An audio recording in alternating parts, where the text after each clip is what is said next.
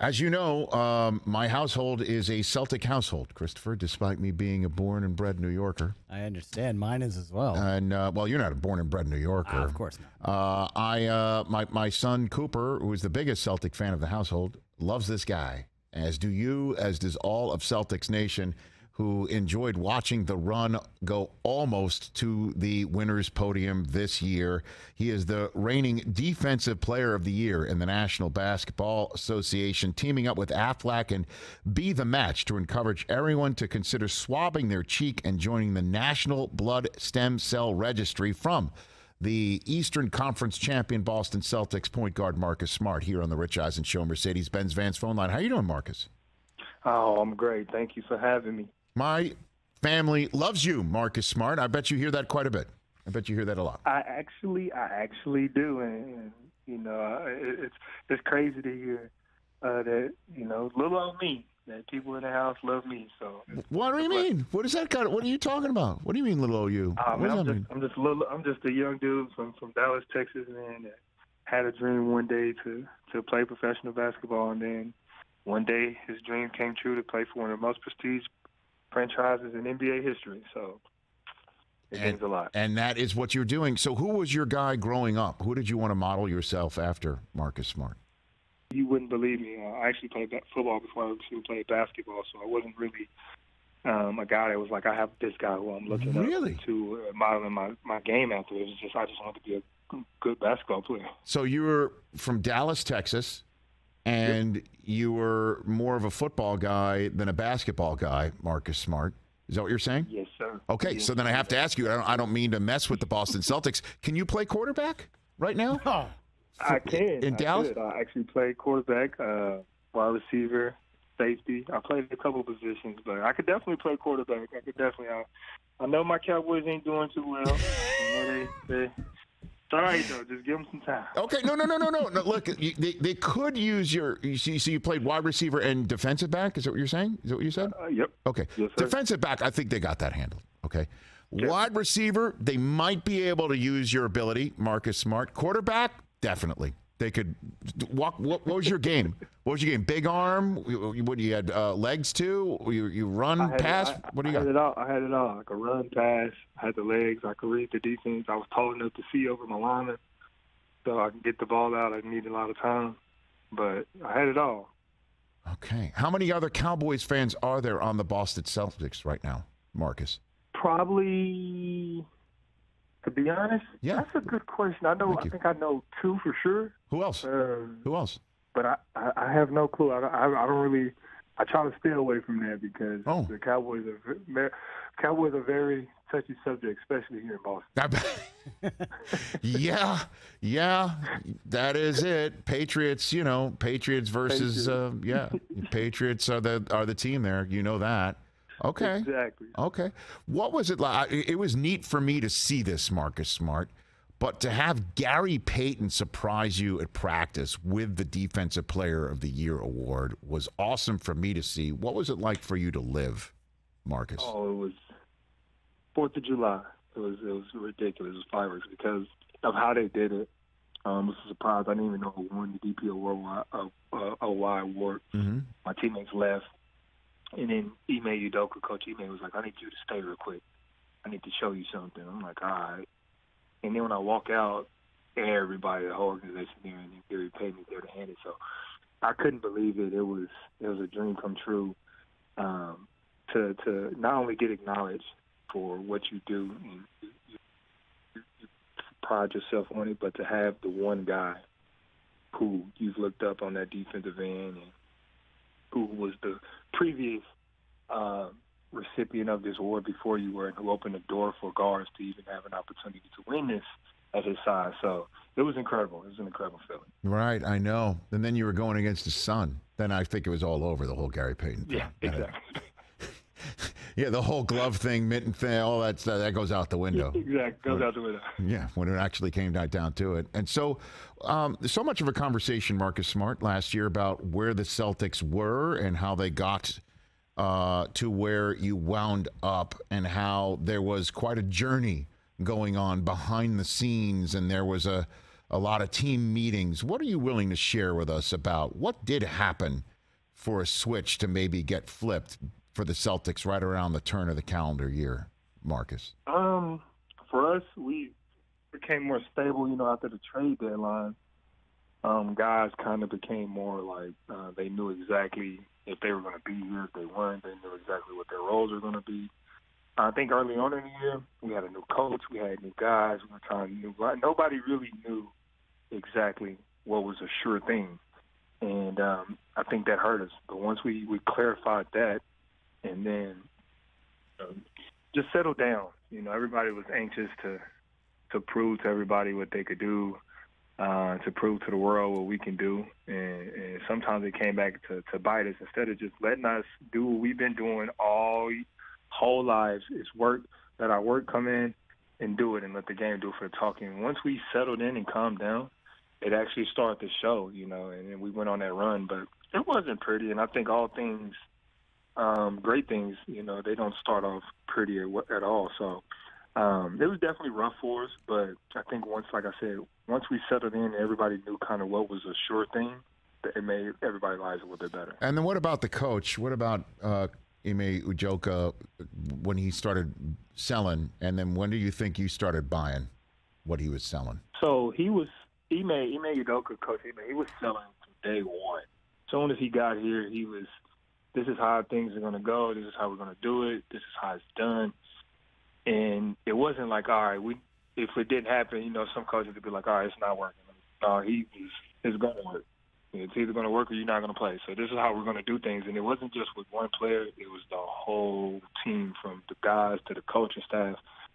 And it kind of gave us a sense of, like relief that, okay, he knows what he wants to talk about. He's not coming out here looking scared, afraid, nervous. And so he's going to give us confidence to do the exact same. How was he different from Brad Stevens? Brad is a more laid-back guy, killer smile, can't really stay mad at him. Where Ime, he doesn't care about your feelings too much. He's going to let you know exactly how he feels and if you did wrong or right then and there, no matter who's looking. So with him, he's more in your face a little bit. He's more aggressive than Brad, which, he's a player himself, so he gets it. He understands it. And he understands a little bit more of how to get the most out of players and what to say, when not to say things, and how to say them. Yeah, I couldn't have guessed that about Coach Udoka when in the Game 3 huddle he told you to stop playing like a-holes right to your face. Couldn't pick up on that, right? Exactly. That's Coach Udoka. What happened in that? I mean, how did you take? Did you guys at least laugh at that when he said that to you, or it was just too intense? Because it's kind of like the NBA Finals. What was that like? No, I mean, it wasn't. You didn't laugh, but you definitely agreed with him. Like, you gotta get it together. Like, come on, guys. Like, you know what I'm saying? So that's one way to express it. That's one way to express it to the team. I heard that. I'm like, whoa, okay. Oh yeah.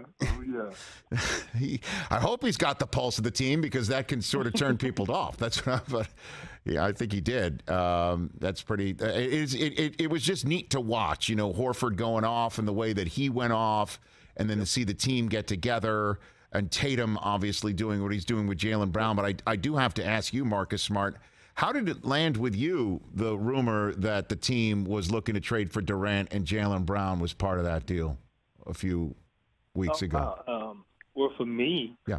I mean, my name has been in trade talks ever since I got here. So I really couldn't think too much of it, because I've been doing this a long time. I know how it goes. I know the tricks and everything. So I couldn't really take it seriously, because I didn't know how serious it really was. Like I said, you hear it all the time. But, I mean, it definitely would have been cool to have had Kevin Durant. Like, I think any team and anybody tell you, like, yeah, like, one of the best players in the world, like, of course we want on our team. But at the same time, Jaylen Brown, who Jason, those two guys, or young, upcoming superstars, and we just made it to the finals. So for me, I was glad, like I said, would have been ecstatic to have KD, but I'm glad we still got Jaylen and Jason in the team and the core that we just went to the finals beyond everybody's expectations after starting the year the way we had. why not running back? So I'm like I said, would love to have had KD. I think anybody in the world will tell you that, but I think anybody on this team also tell you that we're also happy that we still got the team that we have. I don't know, I thought Marcus Smart for a second, like maybe it wasn't that serious. And if I'm the Nets, I am definitely let everyone in Boston in your locker room know that Jaylen Brown was offered to us, and we're just sticking with Durant. I would want to lob that into your locker room 1,000%. And I'm wondering how is that going to affect you guys? Do you think when it's all? It's my job to make sure it doesn't. Marcus Smart here on the Rich Eisen Show. All right, let's get into this. Why are you talking about blood stem cell and the blood stem cell registry? I'll give that to you, Marcus Smart. Definitely. What you're doing with Aflac. So for me, I partner with Aflac and be the match because of the reason it hits home with me. Everything that they're doing, it's personally affected in my life. I lost my mom 4 years ago to bone marrow cancer, and I lost my oldest brother about 15 years ago to lung cancer. So I've been affected by the cancer and the blood diseases. So for me to be able to know that, that it's people out here that are going through the same journey that my mom or my brother or somebody else is going through without the education, knowing that, especially in sickle cell, that, the donor or the match, being able to get a match is only 29% in the African-American community compared to our white counterparts, and which is outrageous because everybody has a chance to have a chance and opportunity to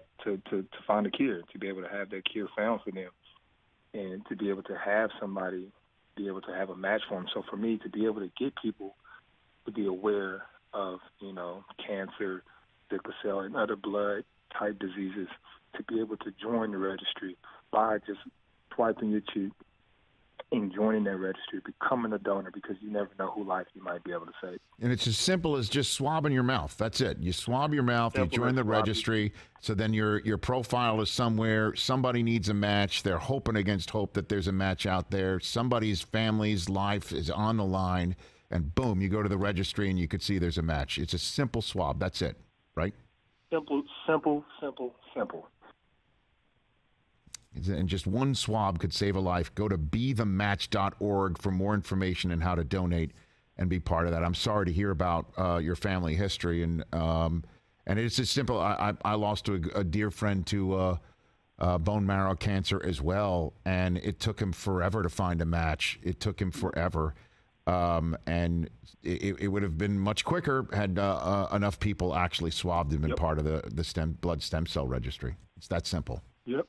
And I think another thing people need to know about this, about joining the registry, and the reason why it's so important to get people in that registry, is because the only way that kids, adults, or anybody who's dealing with these type of blood disease, such as sickle cell or cancer anyway, that the only way for them to survive is through the transplant itself. That's the only way. So I think by letting people know that how critical it is for us to do our research, educate ourselves, to go and at least see if you are matched, because this is literally the only way to save the lives that you're hoping to save. Amen. Again, for more information and to donate, go to bethematch.org. Marcus Smart, I hope this is the first time of many. Look for my call during the season. Let's talk. I'm Definitely. not going to. Would love to. Even if things aren't going well, I'm not going to call you guys a-holes. I'm just going to be nice. I'm just going to be just welcome you in with open arms. That's what we did. That's what I'll do. I would like that a little bit. I like that a little bit more. Sometimes, he may go for the a-hole, so that's good. Okay. Yeah, he can upgrade. So he can upgrade his language. Okay, I got it. I look forward to that. And again, I might have to reach out sooner if Cooper Rush doesn't do the gig very well. Maybe they really are going to have to reach out to you, Marcus. That'll at least get you out of training camp. Camp. Exactly. Take care of yourself, Marcus Smart. Thanks again. Truly, you are a joy to watch for so many people. And Brockman, you want to just give him a little hello for the Celtic fan that's right here? No, I just want to thank you, Marcus, for help bringing back the Celtic pride, and Appreciate everything you do. Appreciate your game, even though everyone gives you a hard time on social media. But us in Boston and us out here worldwide, we love it, man. Keep it up. Thank you, guys. I appreciate it. Thank you for everything. Okay. Thanks for having me. Thanks for the support. Look for our call during the season, Marcus Smart. Thanks again for the 2 cents here. Yes, sir, will do. Thank Marcus Smart at @Smart_MS3 on Twitter, right here on the Rich Eisen Show.